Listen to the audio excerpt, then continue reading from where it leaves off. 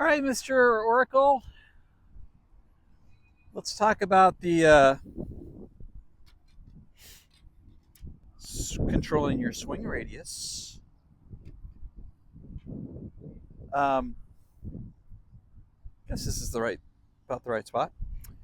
So, yeah, I mean, basically, what I was talking about is, I mean, in a really simple way, as you're swinging, and when I say that, when we're talking about controlling swing radius, I'm talking about, okay, coming down to P6 right here, down to impact, and then through to P8. So essentially, the golf club moving through what looks kind of like a half circle, right? It's not exactly a circle based on the way the club, that radius expands coming down, but good enough for just like your conceptions of what you're doing with the golf club. It's good enough to think about it as just basically a half of a circle. And it's are you able to control the bottom of the circle, right? And when the club head speed starts to spike up right before P6,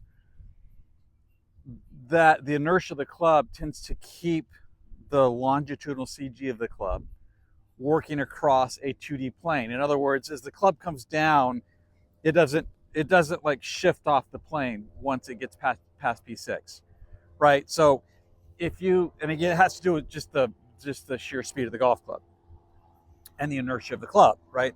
So if you came down at P6, you had the shaft like that, well, it's going to exit over here. It's going to exit on that side, right? You can't go down here at speed and then make the club go that way. For the same reason, you can't have the club like this and then actually bend it off plane and have it exit low left. Like it's going to go out to the right, right? So you're taking that swing radius and as you're throwing it through P6, through that kind of gateway into the bottom of your swing radius, wherever that club and shaft are going in 2D, that's essentially where it's going to keep going until the club starts to slow down again, okay? So you want to basically control how that plays out down at the golf ball. Makes sense, right? So what you start doing is you start, making these swings, and essentially you're just scraping the ground. I'm going to use one of these little alignment sticks as a reference point here. So I'm going to start just making little practice swings, right? That are neutral to where this stick is pointed. So that's kind of essentially my baseline, right? So I just keep kind of taking the club and making these little half swings, simulating the bottom portion of the golf swing. And now what I'm going to do is that's pretty neutral, right?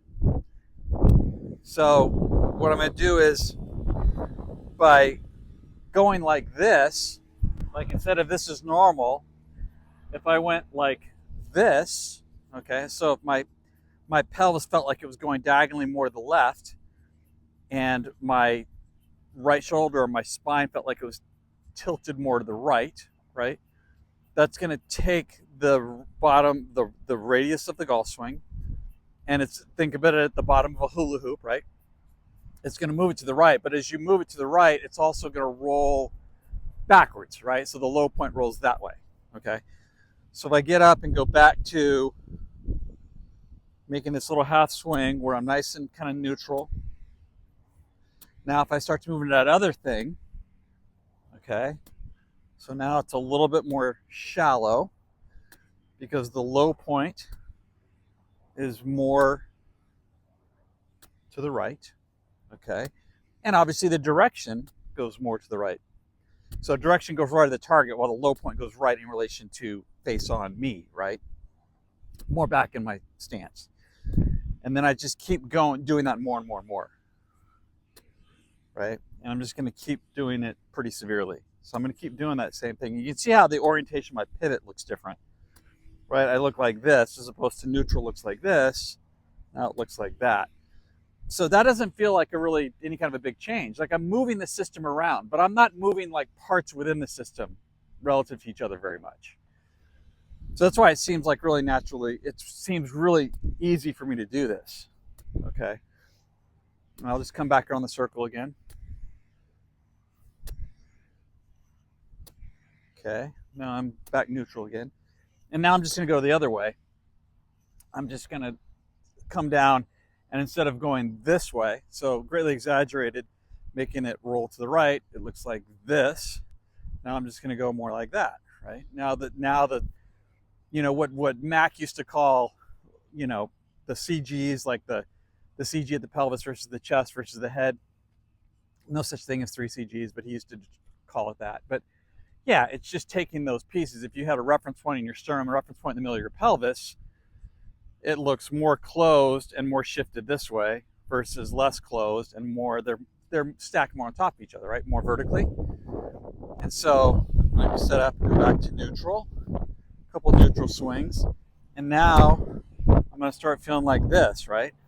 So again, once I get down to P6, I've already set the radius that way. I've already taken it and moved it like that, and I'm rolling it to the left so the low point goes forward. Okay, so more like that. And you can actually see that show up in the change of direction. So the other one looks like this, right? Goes back and looks like that. And then this one looks like this. Okay, so a little bit more of that.